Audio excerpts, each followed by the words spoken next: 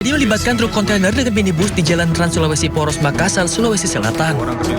Kerasnya benturan menyebabkan bagian depan kedua mobil tersebut remuk. Kecelakaan bermula saat truk kontainer melaju dari arah utara, sementara minibus melaju dari arah selatan Makassar. Kondisi jalanan sempit serta licin diduga menjadi salah satu penyebab kecelakaan tersebut.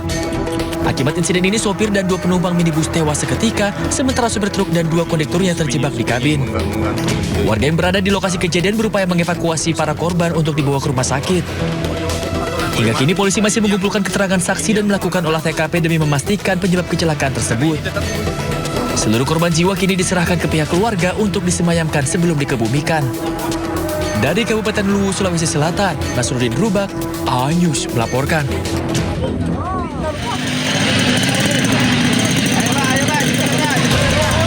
Tabrakan beruntun terjadi di jalur Pantura, Curah Kalak, Situbondo, Jawa Timur. Kejadian diduga dipicu oleh mobil bak terbuka yang tiba-tiba memotong jalan menyeberang dari selatan jalan. Mobil truk tangki solar yang melaju dari arah Banyuwangi pun langsung panik dan menabrak belakang pikap. Truk pun lalu banting setir dan menabrak pemotor yang membawa rumput lalu menabrak bus yang terparkir. Sopir truk solar terjepit di dalam kabin truk yang ringsek.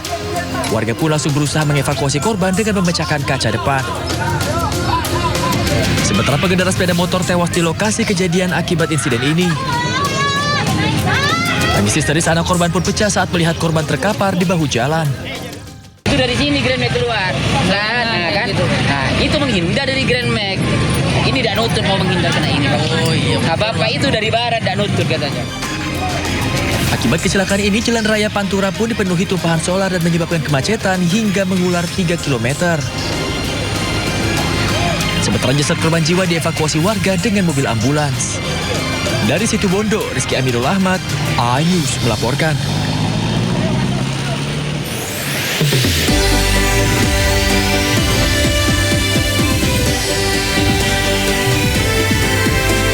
Pemprov DKI Jakarta memaksimalkan 27.000 kamera pengawas yang tersebar untuk memastikan keamanan di ibu kota.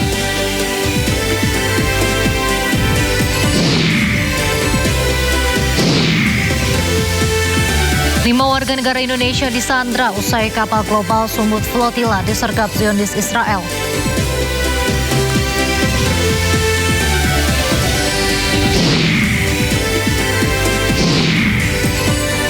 Amerika Serikat menunda serangan terhadap Iran.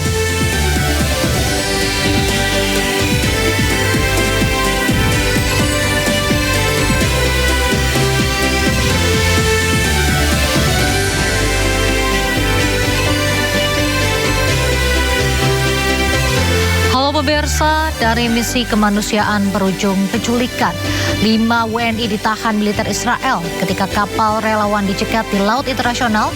Apakah benar soal keamanan atau justru pelanggaran hukum global? Bersama saya Raisa Radia, Anda menyaksikan Sindu Sore. Pemirsa, sebuah pabrik plastik perkakas rumah tangga di kawasan Cengkareng, Jakarta Barat terbakar. Diduga kebakaran akibat korsleting listrik di lantai 2.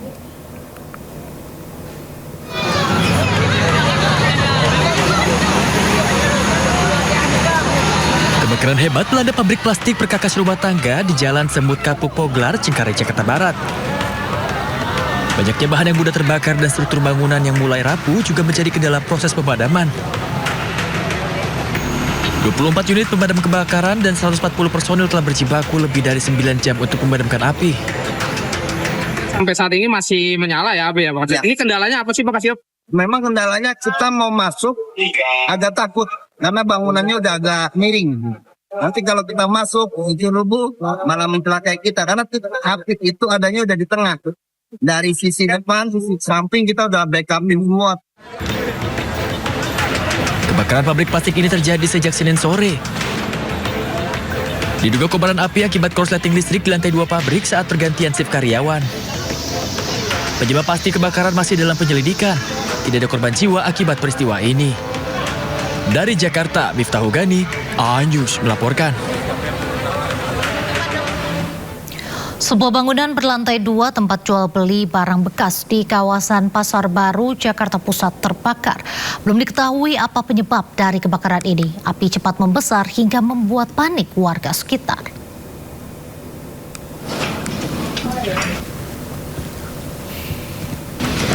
Banyaknya barang yang mudah terbakar di bangunan barang loak ini membuat api cepat membesar.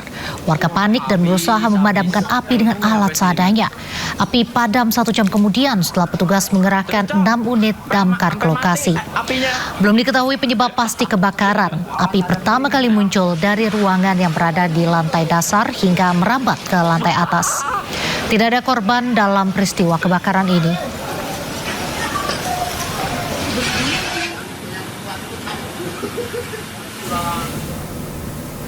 Pemirsa, viral di media sosial aksi seorang pria yang diduga menganiaya pengemudi mobil listrik di Jalan Alternatif Cibubur, Gunung Putri, Kabupaten Bogor, Jawa Barat. Aksi tersebut bermula dari cekcok di jalan hingga berujung penganiayaan dan perusakan mobil korban.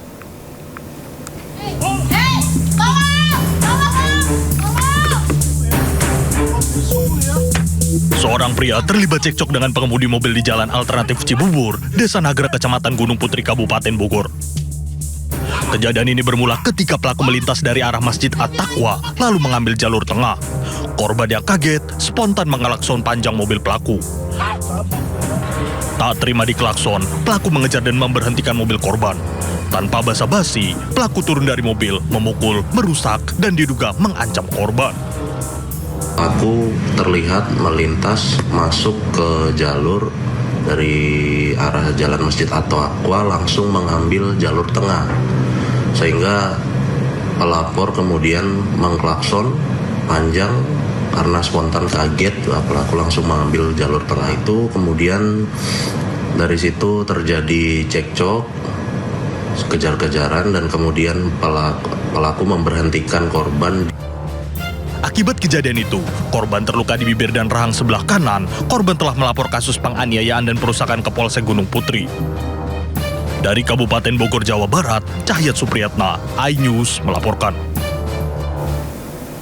Razia juru parkir liar diwarnai kejar-kejaran di Jalan Dan Mogot dan Duri Kosambi, Cengkareng, Jakarta Barat. Warga resah karena masih maraknya premanisme berkedok juru parkir liar atau Pak Ogah.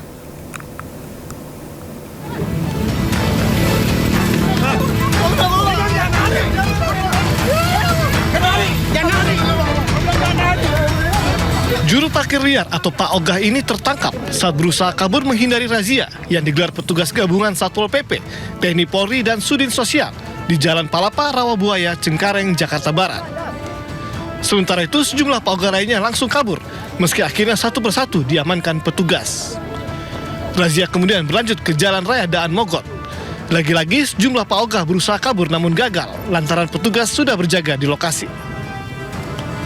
Razia digelar lantaran banyaknya keresahan pengguna jalan dengan premanisme berkedok Pak Ogah yang kerap memaksa meminta uang. Kami hadir di sini untuk membantu masyarakat supaya tidak ada gangguan-gangguan di jalan raya yang mana selama ini sudah mulai meresahkan, banyak aduan-aduan terkait gangguan dari Pak Ogah ini yang mulai melakukan pemaksaan, yang mereka bergerombol dan memberikan tekanan, memberikan rasa takut, menahan mobil dan lain sebagainya. 11 Pak Ogah yang terjaring kemudian dibawa ke Panti Sosial Kedoya, Jakarta Barat untuk dilakukan pembinaan. Dari Jakarta, Miftahul Gani, iNews melaporkan. Polisi menangkap 8 pelaku begal yang merupakan komplotan jambret di Jakarta. 3 diantaranya adalah pelaku perampasan handphone warga negara Italia di Bundaran HI.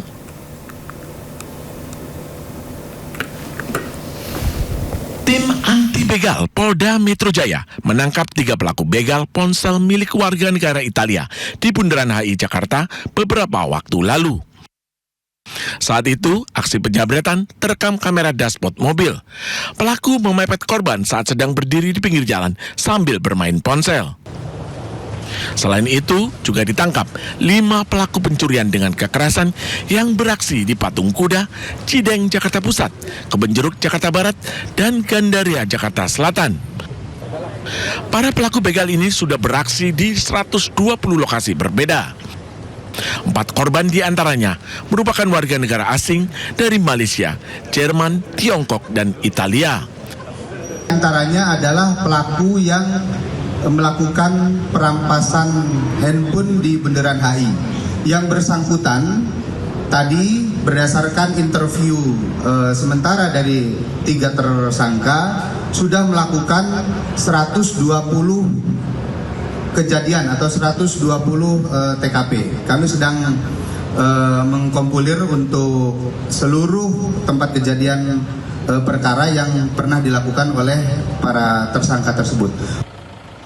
Para pelaku begal terancam lebih dari 5 tahun penjara. Tim Liputan iNews melaporkan. Meski hasil survei Global Residence Index menetapkan Jakarta sebagai kota teraman kedua setelah Singapura, ternyata kejahatan jalanan kerap terjadi. Kawanan pelaku begal merampas sepeda motor 2 remaja di Jalan Angkasa di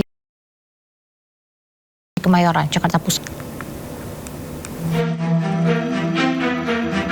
Dan remaja yang beristirahat di warung potong ini tiba-tiba didatangi kawanan begal di Jalan Angkasa, Kemayoran, Jakarta Pusat. Seorang pelaku lalu mengeluarkan senjata tajam dan melakukan pengancaman. Panik, kedua remaja seketika kabur menyelamatkan diri. Namun saat pelaku mencoba membawa kabur motor korban, ternyata kuncinya sudah dibawa korban saat kabur. Usaha pembegalan yang terekam CCTV ini pun viral. Warga mengaku aksi pembegalan makin marak terutama saat malam hari. Padahal sebuah survei dari Global Residence Index menetapkan Jakarta sebagai kota teraman kedua di ASEAN dengan skor 0,72 di bawah Singapura yang menduduki peringkat pertama. Namun pada kenyataannya aksi kejahatan jalanan justru kian marak terjadi. Sementara di kawasan Pondok Kopi Duren Sawit, Jakarta Timur, CCTV merekam 2 pelaku curanmor membawa motor dengan cara didorong. Kedua pelaku diduga sudah mengincar motor yang terparkir di luar. Agar usahanya tidak diketahui korban, motor sengaja didorong hingga agak jauh. Pemilik motor baru mengetahui kendaraannya dicuri pada pagi hari dan segera melapor ke Polsek Duren Sawit. Dari Jakarta, tim Liputan iNews melaporkan. Pemprov DKI Jakarta akan memaksimalkan 27.000 kamera pengawas yang tersebar untuk memastikan keamanan di ibu kota. Langkah ini dilakukan guna menekan angka kriminalitas di Jakarta yang kian marak dalam beberapa pekan terakhir. 27.000 CCTV yang akan kita kelola bersama. Dashboardnya ada di Polda Metro Jaya, ada di Kapa Intelkam, ada di DKI Jakarta. Saya yakin ini pasti akan memberikan rasa keamanan dan kenyamanan bagi seluruh masyarakat yang ada di Jakarta. Kami terus memetakan titik-titik rawan, ya, yang mana di sana kita bisa mengoptimalkan kegiatan patroli ataupun strong point ataupun berbagai pos pantau guna mengantisipasi hal tersebut. Ya. Dan juga dengan adanya kerjasama dengan Bapak Gubernur Provinsi DKI Jakarta, kita akan maksimalkan ya pemanfaatan CCTV ini yang tentunya bisa kita gunakan untuk mengungkap dari aksi kejahatan yang terjadi saat ini. Pemirsa, aksi jamret ponsel menjadi kejahatan jalanan semakin marak meresahkan warga. Di Kebayoran Baru, Jakarta Selatan, ponsel seorang wanita tamu hotel dirampas saat digunakan di pinggir jalan oleh 2 pelaku berboncengan motor.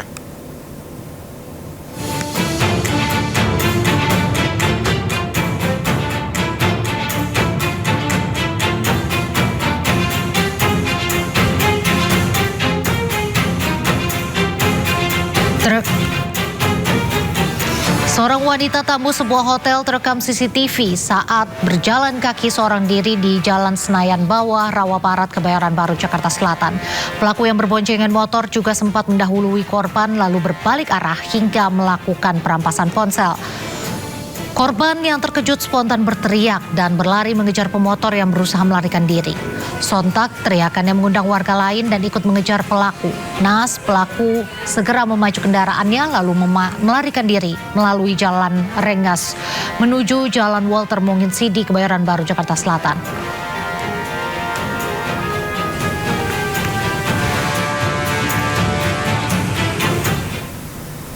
Informasi selanjutnya, pemirsa, seorang mahasiswi Universitas Hasanuddin ditemukan tewas di area kampus di Goa, Sulawesi Selatan.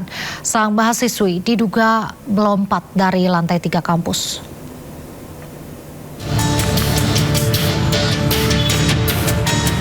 Para mahasiswa Universitas Hasanuddin Goa dikejutkan dengan penemuan mahasiswi arsitektur Fakultas Teknik tewas tergeletak di halaman gedung ditemukan 2 mahasiswa. Polisi melakukan penyelidikan dengan memeriksa teman-temannya dan mengumpulkan barang bukti yang tertinggal di kampus, sepeda motor, telepon genggam, dan sepatu. Warga Somba Opu sebelumnya diketahui melompat dari lantai 3. Penyelidikan dan kami juga masih mencari fakta-fakta terkait daripada kematian yang bersangkutan. Jenazah ini ditemukan, mayat ini ditemukan sekitar pukul 19.30 WITA. Jasad mahasiswi diotopsi di Rumah Sakit Bayangkara, Makassar. Dari Goa, Sulawesi Selatan, Bukma iNews melaporkan. Pemirsa, puluhan penyanyi dangdut menggeruduk rumah pengelola arisan bodong di Surabaya, Jawa Timur. Para korban emosi karena pengelola arisan membawa kabur uang mereka total 1,8 miliar rupiah.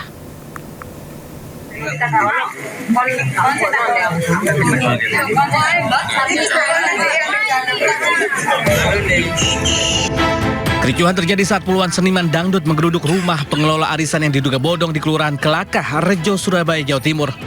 Suasana memanas saat kerabat diminta menunjukkan keberadaan pengelola arisan yang diduga membawa kabur uang para korban hingga senilai 1,8 miliar rupiah.